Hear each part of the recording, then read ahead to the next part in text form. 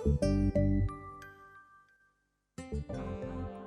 had a recent experience I think touches at the core of making connection through art.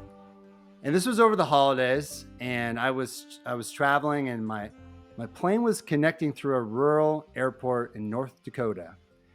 And the plane landed at 12:30 a.m. So 0 dark 30 in the middle of the night. And my next flight out was at 5 in the morning. Oh my So I was gosh. like, okay. I mean, I've slept in airports plenty of times. This isn't a big deal, but okay. I mean, it is what it is. So I leave the gate and go into the terminal, and this terminal, I mean, I've never seen your master bedroom, but it's smaller, I guarantee, than your master bedroom. I mean, it was like a couple benches, a bathroom, and one of those public pianos just sitting there. Just like, I was like, what of all places? And but I was dead tired, so I went on a bench and I curled up and I fell asleep. Maybe 10 minutes into sleeping, someone shakes me. I look over, it's the security guard, and he goes, "Oh, do you have a connecting flight?" I said, "Yeah." He said, "Oh, well, we close our airport every morning from 1 to 3 a.m. for cleaning. So you'll have to leave."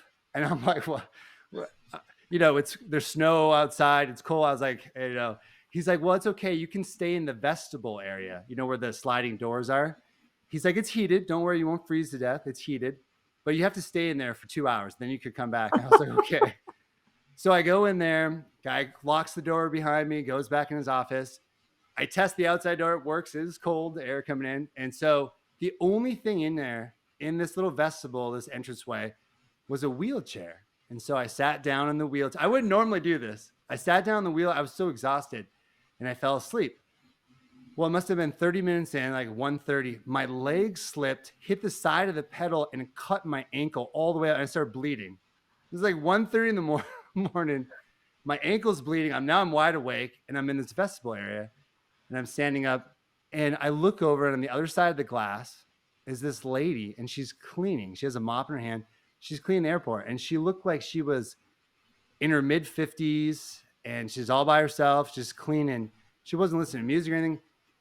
But as I was observing her, she seemed like the weight of the world were on her shoulders. She just seemed sad. You could just tell when people are just like sad. And so I just stood there for an hour and a half and just watched her clean, the same four floor tiles over and I just kept wondering what happened in this lady's life to, be cleaning this airport at this time and to feel so sad. And when the security guard finally left me in back at 3 a.m., we went back in his office, and it was just this gal and I walk in, and she sort of said hi. And then I just saw her eyes glance over the piano. Like, I don't know if she was trying to or not.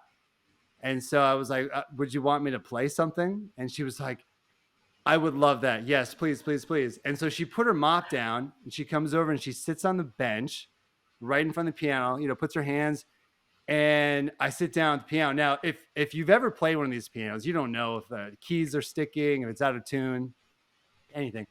So I just warm up quick, and it sounded fine. The keys were good. And I was like, I don't know how this is going to sound. It's 3 in the morning. I'm dead tired. My ankle's bleeding, but I'm just going to do it because this lady clearly, wants me to play piano. So I played for like 10 to 15 minutes, and I'm telling you, I didn't miss a note. Like I played, I was in the flow. I didn't even miss. I didn't even know she was there. I didn't even know where it was. I just played just perfectly. And not that I'm a great player, but I just played it well.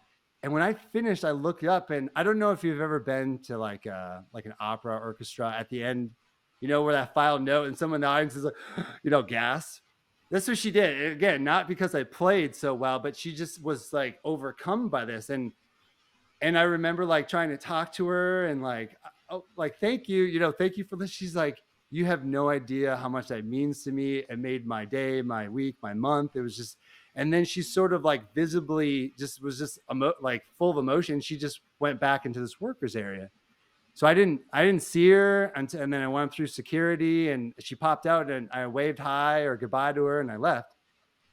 So I have a question for you. What do you think it was that moved this lady so much by me playing for her? And don't say it's my playing, because you haven't heard me play. So I mean, I have an idea of what it could be, but I want to hear what you have to say. Music is such a key to unlock and to loosen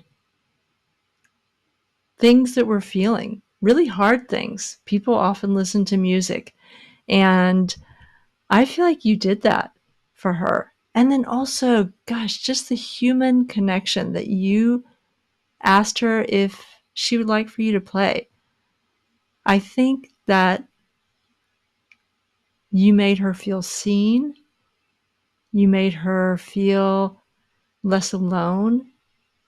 You made her able to set aside whatever she was carrying for just those few minutes. It's such a beautiful story. I can just see it. It's really great.